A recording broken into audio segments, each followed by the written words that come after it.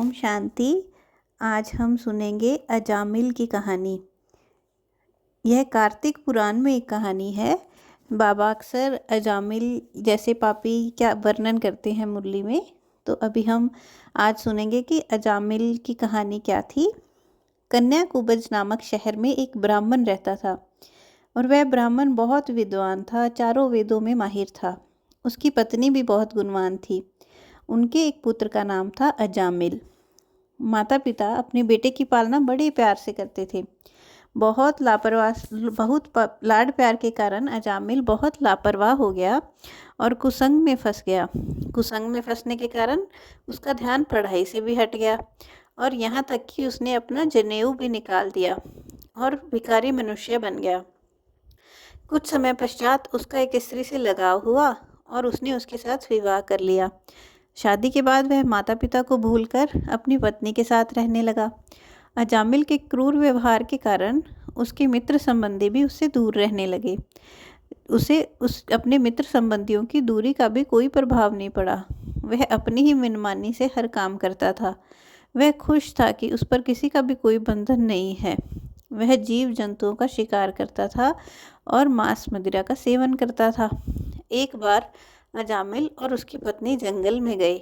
वहाँ उसकी पत्नी की किसी दुर्घटना में मौत हो गई। समय बीतता गया। अजामिल की बेटी जवान हुई।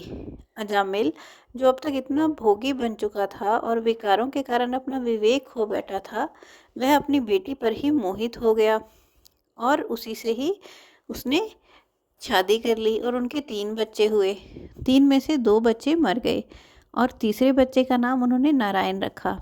जब अजामिल वृद्ध हो गया, उसके परलोक जाने का समय निकट आ गया, तब उसे अपने जीवन भर किए हुए पापों का एहसास होने लगा और वह उस पश्चाताप की अवस्था में अपने पुत्र नारायण का नाम लेने लगा। उसे पुकारते पुकारते वह मर गया।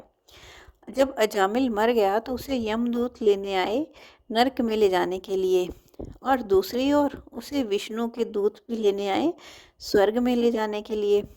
यमदूतों ने विष्णु के दूतों को संबोधित करते हुए कहा कि अजामिल जैसा पापी स्वर्ग में जाने के लायक नहीं है। वह तो नितांत पापी है। उसने अपनी ही कन्या के साथ दुर्व्यवहार किया है। तो दूसरी ओर विष्णु के दूतों ने उन्हें समझाया कि यदि कोई जाने अनजाने में विष पीता है और मर जाता है, तो अगर वो अंत समय में ईश्वर का नाम लेता है और अपने पापों का प्रायश्चित करता है, तो वह स्वर्ग में जाने योग्य हो जाता है। तो ऐसा कहते विष्णु के दूत अजामिल को स्वर्ग में ले गए। कई कथाओं में अजामिल को एक नेक आदमी की तरह दिखाया गया है, जैसे कि वह बड़ों का बहुत आदर करता था, बहुत रहमदिल था, सच्चा इंसान था। लेकिन शादी के बाद वह बहुत बदल गया, अपने संस्कृति और मूलों को भूल गया और बुरी आदतों का शिकार करने लगा और यहाँ तक कि चोरी आदि भी करने लगा। उन कथाओं में लेकिन सभी कथाओं में यह बताया है कि वह मरते समय अपने पुत्र नारायण को पुकारते पुकारते शरीर छोड़ा और ईश्वर का नाम लेते लेते शरीर छोड़ने के कारण उसे स्वर्ग में स्थान मिल गया। तो इस कहानी का आध्यात्मिक भाव बाबा हमें मुरली में कहा करते हैं कि अजामिल जैसा पापी देखना हो तो यहाँ ही देखो। तो क्षमा और दया के सागर परम पिता परमात्मा शिव इस धरती पर अवतरित होकर अजामिल जैसे पापी और पत्थर जैसे कठोर आत्माओं का भी उद्धार कर रहे हैं।